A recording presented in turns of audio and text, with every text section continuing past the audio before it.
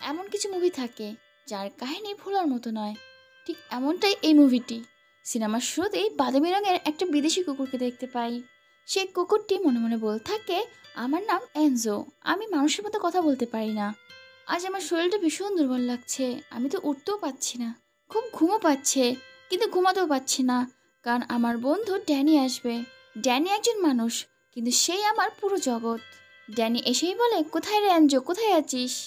Enzo দৌড়ে আসছে না, সে এক জায়গায় চুপচাপ শুয়ে আছে। এটা দেখে ড্যানি বুঝে যায় যে অ্যাঞ্জোর শরীর খারাপ। সে তাকে আস্তে করে কোলে করে তোলে আর তাকে বলে, টেনশন করিস না, তুই ঠিক হয়ে যাবি। ড্যানিকে দেখে বুঝতে পারে ড্যানি তার জন্য চিন্তা করছে। অ্যাঞ্জো বলে, আমি যদি কথা বলতে পারতাম তাহলে ড্যানিকে বলতাম, এত টেনশন করিস না, আমি ঠিক হয়ে যাব। আমি টিভিতে একটা ডকুমেন্টারি দেখেছিলাম, কুকুরের মৃত্যুর পর সে পরজন্মে নাকি মানুষ হয়ে জন্মায়। আমি যদি মরেও যাই তাহলে আমি মানুষ হয়েই জন্মাবো, আর আমি ড্যানির সাথেই থাকবো। তবে তার জন্য আমাকে সব কিছু মনে রাখতে হবে, কারণ পরের জন্মে আমার সব কিছু মনে থাকবে কিনা কে জানে।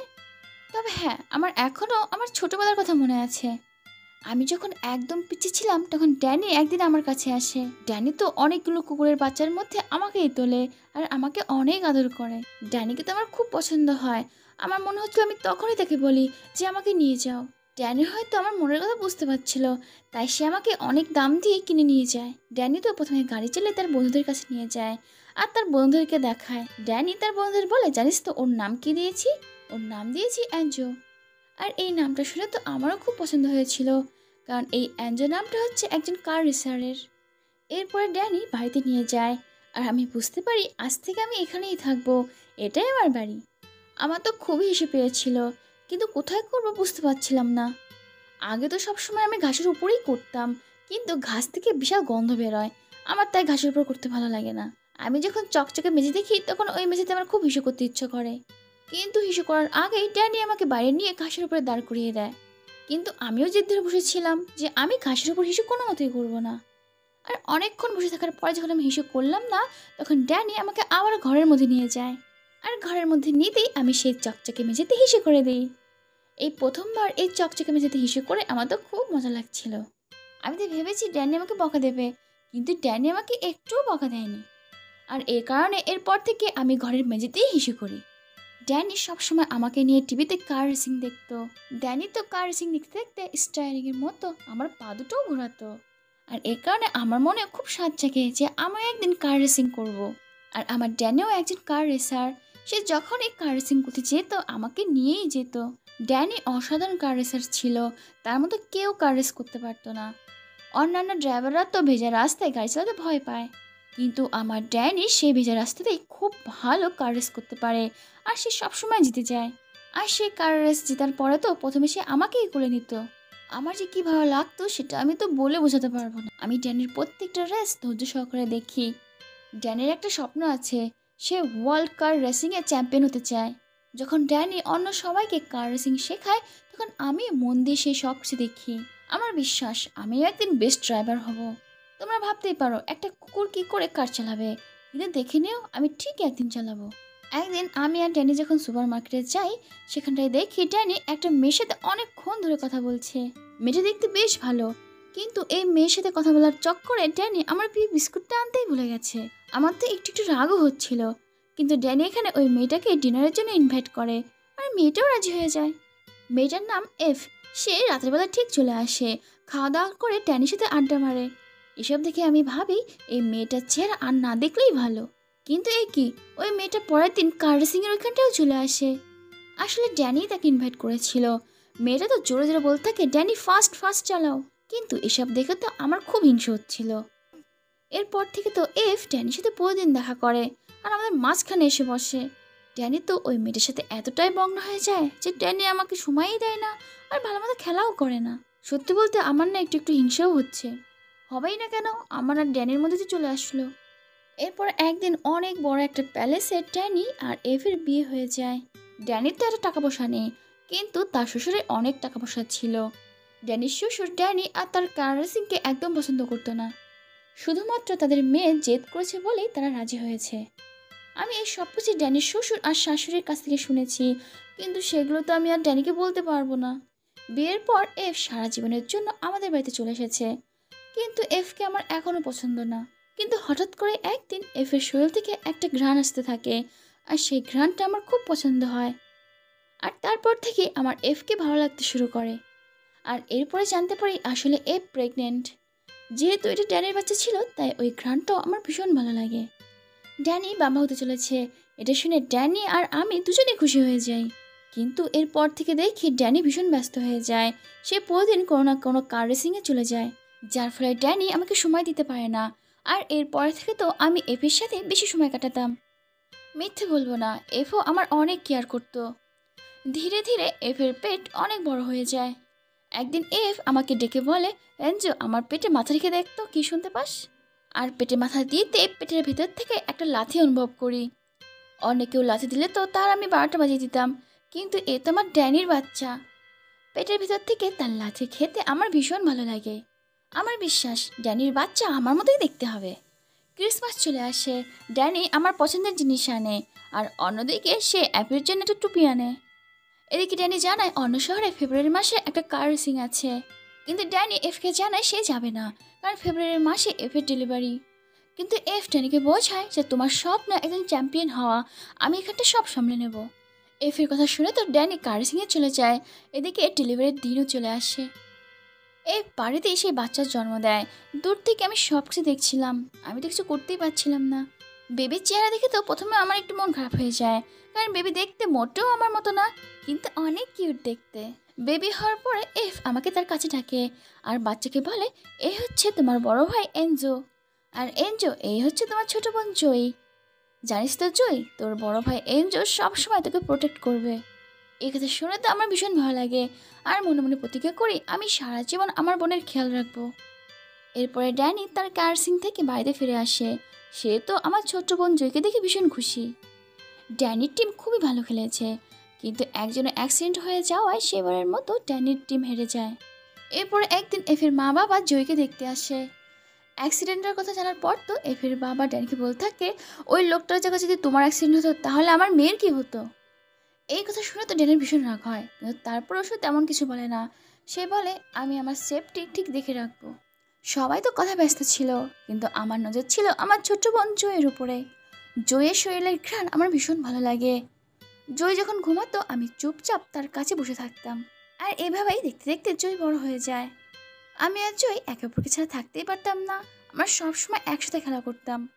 এক কথায় আমাদের চারজনের একটা হ্যাপি ফ্যামিলি ছিল। জয় তো মাঝে মাঝে আমাকে চশমা আর টাই পরিয়ে বলে, তুমি আমার টিচার, আমি তোমার স্টুডেন্ট, আর এইভাবেই আমরা খেলা করতাম। এদিকে ড্যানি সে তার প্রায় প্রত্যেকটা ম্যাচই হেরে যাচ্ছিল। ড্যানি তো ভেবেই না সে কার রেসিং ছেড়ে দেবে। কার রেসিংয়ের প্রতি ড্যানির কত প্যাশন ছিল, সে এত তাড়াতাড়ি ছেড়ে দেবে, এটা ভেবে তো আমার মন খারাপ করছিল। এদিকে আমি হঠাৎ করেই এফের শরীর থেকে অন্যরকম একটা ঘ্রাণ পাই। আমার মনে হচ্ছিল এফের শরীর খুব খারাপ, কিন্তু আমি তাকে কি করে সাহায্য করব। আমার তো শুধু কাজ ছিল জয়কে দেখে রাখা। জয়ের কাছে একটা খেলনা জেব্রা ছিল, ওটাকে তো আমার ভীষণ হিংসে হতো। এদিকে এফের শরীর দিন দিন খারাপ হয়ে যাচ্ছিল, কিন্তু এফ সে কথাটা ড্যানিকে জানায় না। একদিন এফ ড্যানিকে জিজ্ঞাসা করে, তুমি ওই ভিজা রাস্তায় কি করে গাড়ি চালাও, সবাই তো ভয় পায়। তখন ড্যানি বলে, আসলে ভিজা রাস্তায় আমি গাড়িকে স্কেটিং হিসেবে চালাই।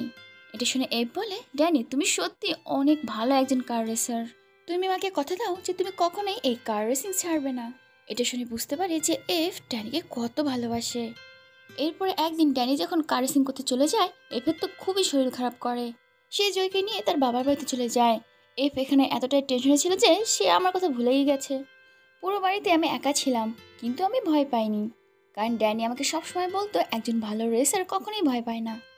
আমি তো ভেবেছিলাম এফ আর জয় খুব তাড়াতাড়ি চলে আসবে, কিন্তু অনেকক্ষণ হয়ে যায় তারা আসে না।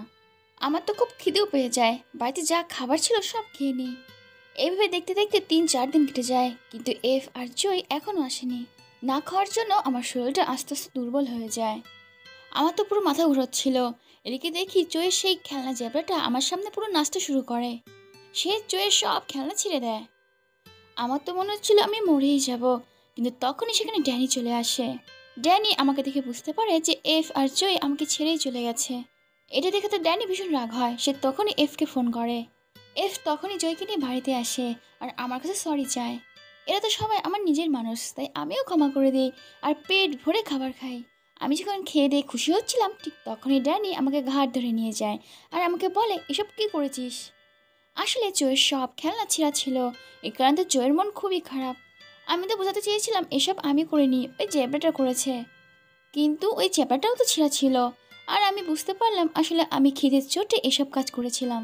কিন্তু আমার তো মনে আসছে না আমি সব কখন করেছি। প্রথমে তো ড্যানি আমাকে একটু বকা দেয়, কিন্তু একটু পরে সে আমাকে আদরও করে। এদিকে ড্যানি সবাইকে বলে সামনে একটা ম্যাচ আছে, আর সেখানে ড্যানি চান্স পেয়েছে। এটা শুনে তো সবাই ভীষণ খুশি ছিল। কিন্তু এই খুশি বেশি দিন যায়নি। একদিন এফ হাঁটতে গিয়ে অজ্ঞান হয়ে যায়। আমি এফের সাথেই ছিলাম। আমি তো নিজে এফকে হসপিটালে নিয়ে যেতে পারছিলাম না, তাই আশেপাশে ঘেউ ঘেউ করছিলাম। আমার তো সেদিন খুবই অসহায় মনে হচ্ছিল যে আমার মা পড়ে আছে আর আমি তাকে সাহায্য করতে পারছি না। আমার ঘেউ ঘেউ শুনে আশেপাশের লোক এসে এফকে হসপিটালে নিয়ে যায়। হসপিটালে এফকে দেখাশোনা করার জন্য ড্যানি তার ম্যাচ থেকে বেরিয়ে আসে আর আমাকে রেখে আসে তার একটা বন্ধুর বাড়িতে। সেই বন্ধুটা সবসময় আমাকে বেঁধেই রাখতো। আমার তো আমার পরিবারকে দেখতে খুবই ইচ্ছে হতো। আমার তো এফ, জয় আর ড্যানি সবার জন্য চিন্তা হতো। কয়েকদিন যাওয়ার পর ড্যানি আমাকে নিতে আসে। আমি এত খুশি হয়ে সেটা বলে বোঝাতে পারবো না। কিন্তু বাইরে গিয়ে দেখি শুধু ড্যানি আর জয় আছে। এফ এখনও হসপিটালে ভর্তি। এফকে ছাড়া তো পুরো বাড়ি খালি খালি লাগছিল। অন্য কেউ হলে এত কিছু সামলাতে পারতো না, কিন্তু আমার ড্যানি খুব ভালোভাবে আমাকে আর জয়কে সামলেছে। আমার মাথায় তো সবসময় এটা ঘুরতে থাকে এফের কি হয়েছে। একদিন দেখি জয় তার পুতুলের চুল কেটে ফেলে আর বলতে থাকে, মা তোমার কিচ্ছু হবে না, তুমি তাড়াতাড়ি ঠিক হয়ে যাবে। আর এটা দেখে আমি বোঝার চেষ্টা করলাম এফের এমন একটা রোগ হয়েছে যেখানে তার চুল ঝরে যাচ্ছে। আর এরপরেই জানতে পারলাম যে এফের ক্যান্সার হয়েছে। ড্যানি তো ভালো করে জয়ের চুলও বাঁধতে পারতো না। মাঝে মাঝে জয় এফের মা বাবার কাছে গিয়ে থাকতো। আর ড্যানি যেত এফকে হসপিটালে দেখতে। আমার খুব ইচ্ছে হতো এফকে দেখার, কিন্তু আমাকে হসপিটালে কখনোই নিয়ে যেত না। হসপিটাল থেকে ফিরে এসে এফ সবসময় মন খারাপ করে বসে থাকতো। ড্যানি মন খারাপ করে বসে থাকবে আর আমি চুপচাপ বসে থাকবো, এটা হতেই পারে না।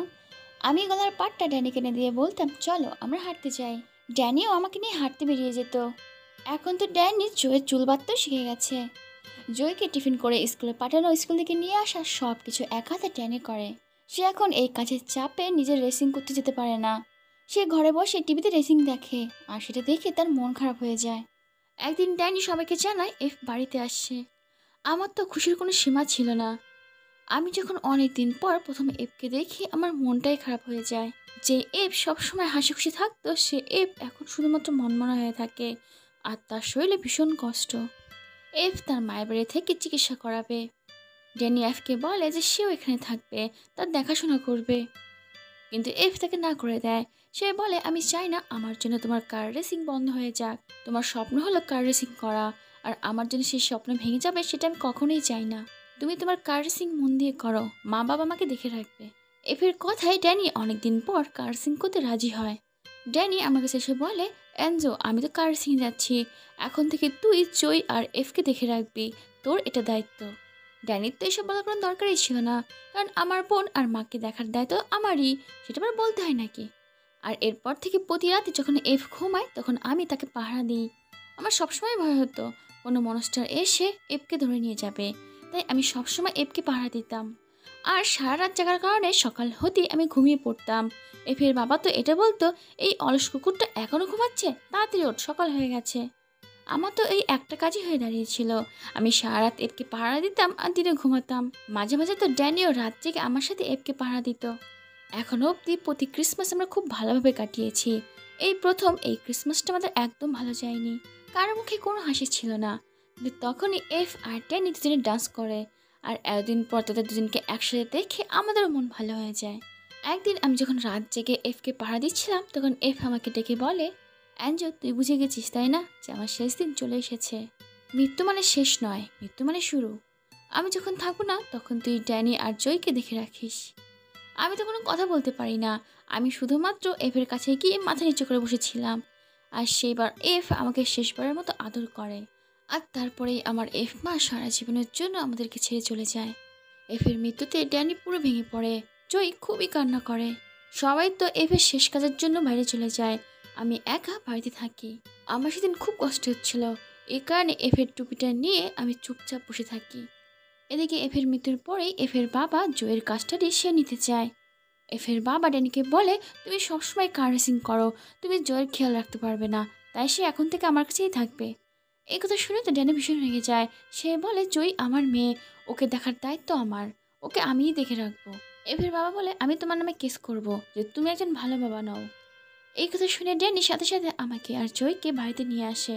ড্যানির মন ভীষণ খারাপ ছিল। তার মন ভালো করার জন্য আমি টিভির রিমোট তাকে এনে দিই।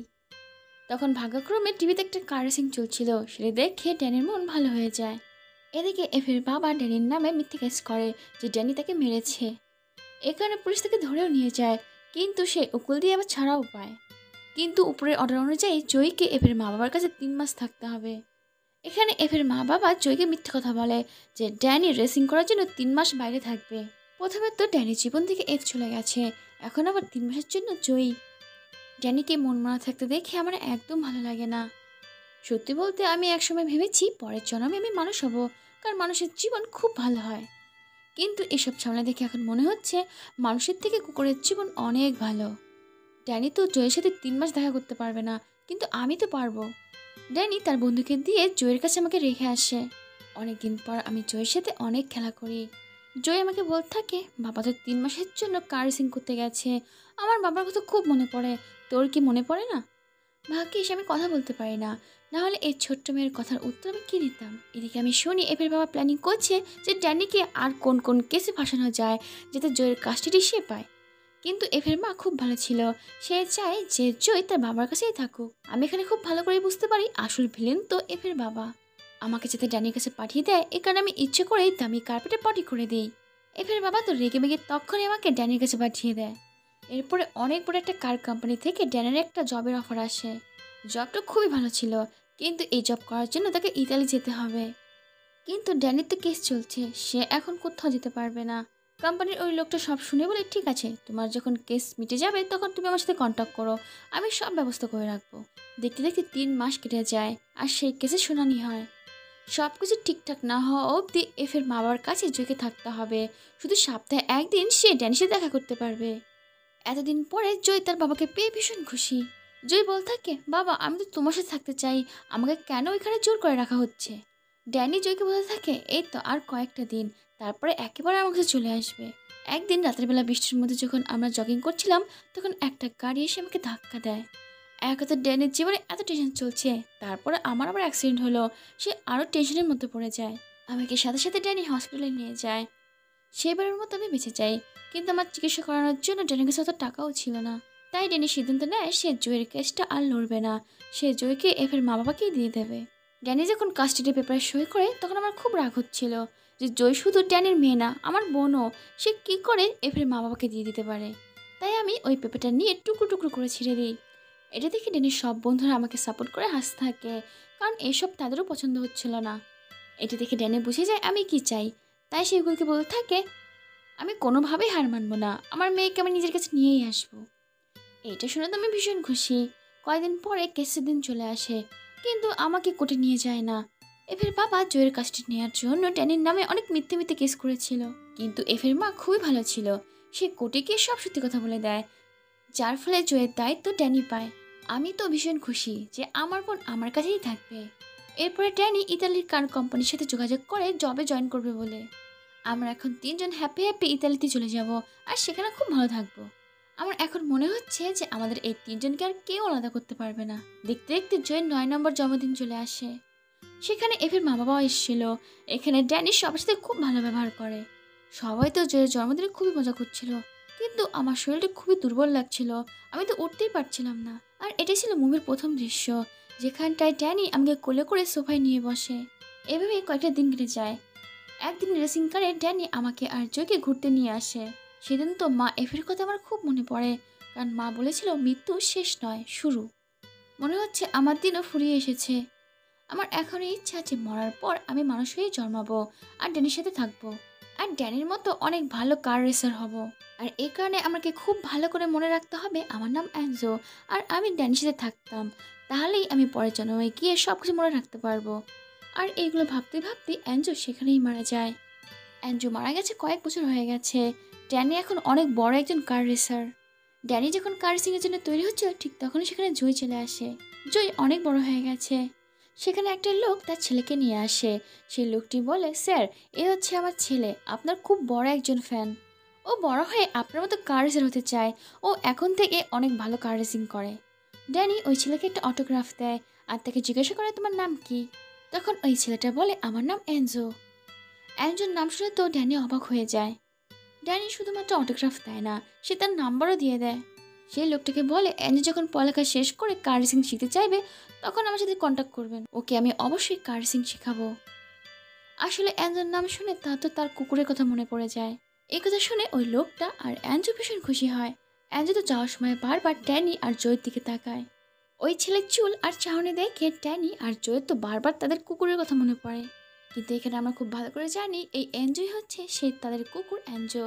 এনজোর ইচ্ছে অনুযায়ী সে এবার মানুষ হয়ে জন্মেছে আর সে ট্যানির সাথেও দেখা করে নিয়েছে। আর এরপরে তো সে ট্যানির কাছ থেকে ট্রেনিং নিয়ে কার চ্যাম্পিয়নও হবে। আর ভাগ্যক্রমে তার এই জন্মের নামও এনজো। আর এখানে এই সুন্দর গল্পটি শেষ হয়ে যায়।